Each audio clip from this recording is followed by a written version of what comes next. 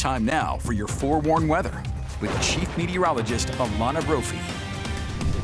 It is a hold on to those hats kind of day here in Utah. Wow. Yes, what a Friday, Alana. Blustery, gusty, whatever you want to call it. My hair calls it awful because it has just been relentless. Those southerly winds taking over here at the ABC4 studios. We look at our Colonial Flag Tower camera, 74 degrees, freezes for the moment, but you're going to see that flag has been whipping throughout the afternoon. Strong winds and wet weather for many along the eastern and southern portion of the state. As we take a look at those wind gusts, 28 miles per hour. That's the gust in Salt Lake. Look at Wendover coming in with big numbers there.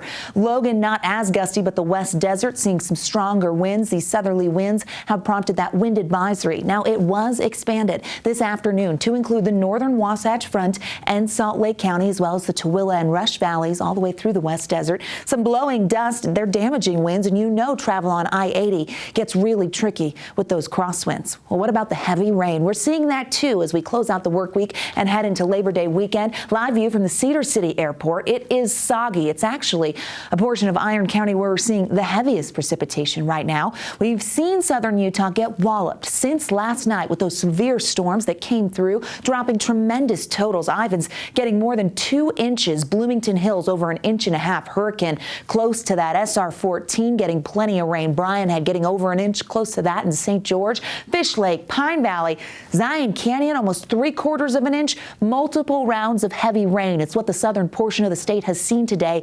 And unfortunately, soggy conditions want to hold on for the Labor Day weekend. As we look at the storm tracker radar, you can see more storms tracking through Mesquite, Nevada into St. George. So another round coming your way, Washington County. Heavy rain over Cedar City and just north of it, Enoch, Parowan, those areas pretty soggy. Grand Staircase getting some stronger storms with some lightning embedded in there. In central Utah between Provo and Nephi, we've got some wet weather. Wasatch Plateau, Castle Country, Duchesne County. We've got some showers in that area, but drier along the Wasatch Front. It's the wind. It's the big ticket item, but we're not finished. We could see wet weather moving in as these storms are tracking from south to north. Our storm threat was elevated today, that marginal risk to include all of the Wasatch Front and all of I-15. Tomorrow it's more of a general threat, but we can't rule out the chance of stronger storms for the next couple of hours. This monsoon surge means business. We're on the western end of that high pressure, dragging moisture from the south into the Beehive State. You know it's out there, even in northern Utah. If it's not raining, you see the cloud cover. That's the evidence of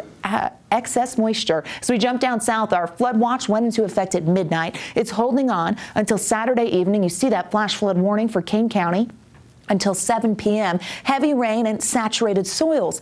Now the flash flood potential is going to hold on for your weekend. Futurecast shows us storms on the move into tonight. Now the model wants to concentrate a lot of that in western Utah and along I-15. But southeastern Utah and the eastern side of the state will also see wet weather. But look at how southern Utah from Cedar City to St. George gets really active. Here we are by 10 p.m. Another round of heavy rain down south and the potential from Cache Valley in the northern Wasatch Front to see some storms moving through there. By 11 p.m., active skies hold on. Starts to quiet with showers overnight, but Saturday brings isolated storm potential to the north and widespread thunderstorms to southern Utah yet again. Isolated in the morning and then amping up as we add daytime heating, and we see those storms develop by Saturday afternoon and evening. Flash flood potential is expected. Okay, flash flooding is expected at Zion National Park for the second day in a row. They had a flash flood warning earlier today, probable for the rest of the Mighty 5. Here's a check on the regional forecast where you're going to see those numbers staying below average. And as we look at the next 7 there in St. George, we stay in the 80s. Thunderstorms for the next 2, slight chance for Labor Day. The Wasatch Front gets chilly. We get a cold front coming through, cools us down to the 70s for the holiday, and then we'll start to warm things up by the middle of next week. But it's a long weekend and it looks really unsettled in the north and wet in the south. Wow.